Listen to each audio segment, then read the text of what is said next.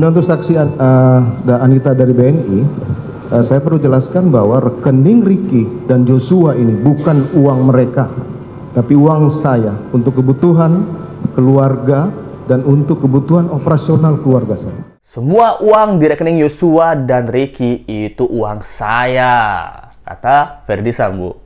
Misteri makna behind the scenes video klip memiliki tapi tetap sopan. Hai, apa kabar? Kembali lagi di Let's Go. Apa kabar kalian semua? Semoga kalian baik-baik aja. Let's Go masih update kasus tentang Brigadir J. Nah, kalian kan udah tahu ya, kemarin kasus Brigadir J itu ditunda seminggu ya. Dan kita udah curiga nih, kira-kira sepak terjang apa yang dilakukan oleh kubu Brigadir J? Oleh kubu Ferdy Sambo maksud Let's Go ya. Ternyata kita udah nemu nih. Yang pertama sepak terjangnya apa? Yaitu pura-pura kena COVID. Wow. Jadi yang Let's Go mau bahas kali ini apa ya sih? Nah, yang pertama adalah tentang Putri Chandrawati yang tiba-tiba kena COVID. Wah, ini bukan tiba-tiba tenis kayak Desta ya. Tiba-tiba COVID. Lalu adalah tentang itu uang saya, kata Ferdy Sambo. Uang ratusan juta, itu uang saya katanya. Berapa sih gaji Ferdy Sambo? Dan juga tentang kecurigaan penyidik bahwa tidak ada bekas tembakan di lantai pada saat di Duren 3. Tanpa berlama-lama lagi, let's go kita bahas. Oke, jadi let's go pertama mau bahas tentang Ibu PC. Nah, Ibu PC ini kalian tahu nggak kenapa? Kena COVID! Loh, kok bisa? Nah, jadi ini lucu banget ya. Kalian harus tahu nih bahwa FS ini dan juga PC ini adalah orang yang yang rajin banget menggunakan masker. Mereka ini rajin menggunakan masker, bahkan di saat-saat persidangan. Dan kemarin ini, itu PC itu kena COVID, katanya kena COVID. Ya udah ya, katanya kena COVID ya. Nah, ini kan curiga ya. FS bilang nih, saya dan keluarga saya sangat tegas dan sangat-sangat menjaga akan perihal COVID.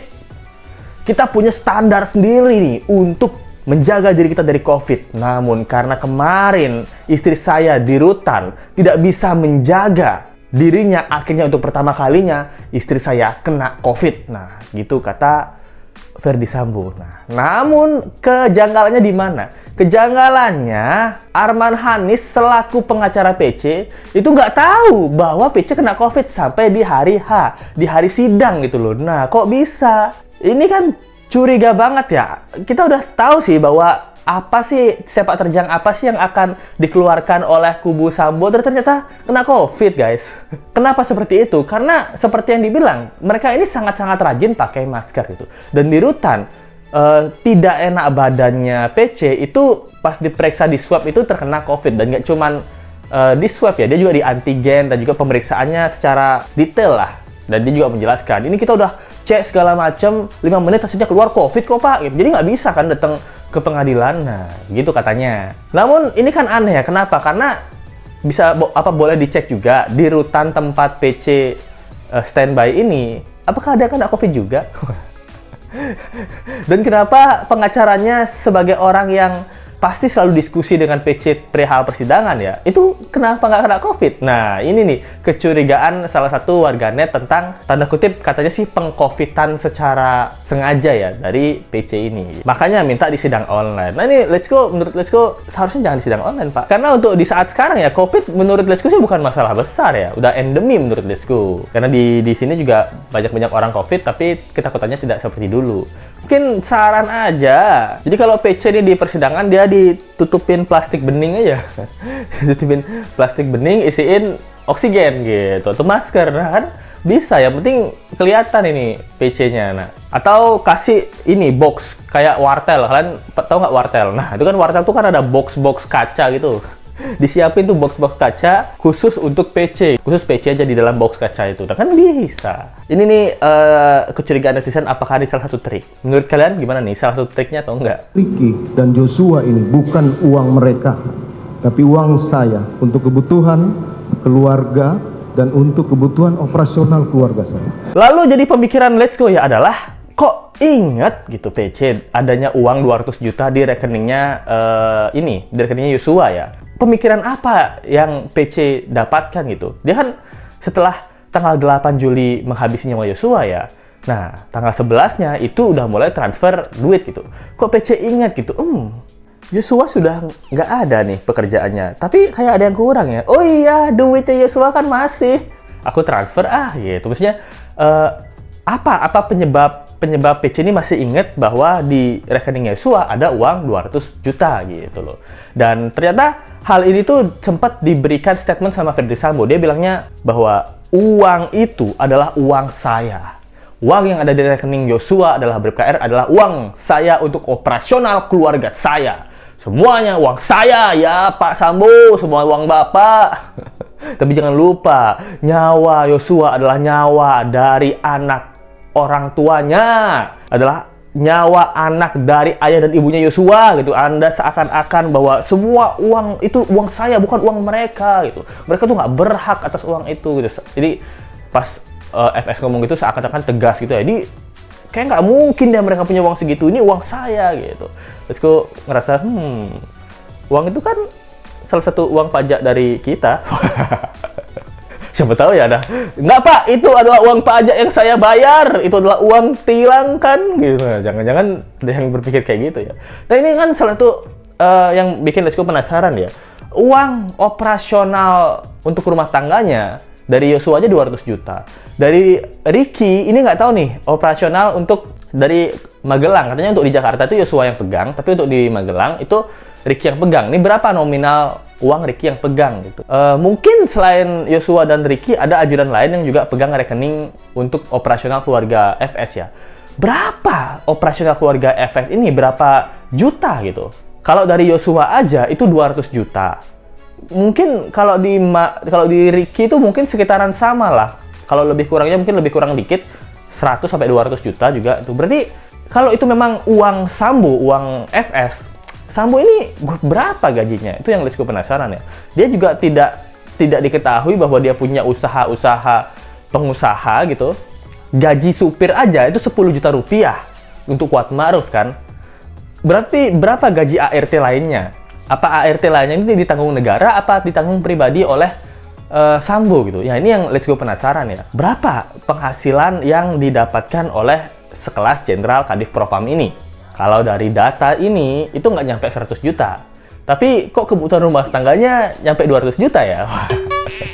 Ini nih yang Let's Go penasaran ya. Dan ini apakah diselidiki oleh KPK atau enggak? Nah, ini salah satu pertanyaan nih. Apakah setelah ketahuan 200 juta adalah operasional untuk rumah tangganya FS dan juga PC, apakah KPK menyelidiki sumber uang jenderal-jenderal ini atau enggak? Kayaknya sih enggak. Kenapa? Nanti kalau ini ditelusuri, jenderal lain ikutan kena imbas dong. Wah, jangan-jangan jenderal-jenderal lain uang-uangnya juga segitu banyak, walaupun nggak ada usaha. Nah, ini pertanyaan ya. Itu kan kita kan orang awam pasti pengen tahu lah, di mana sih dapetin uang segini banyak nih gitu.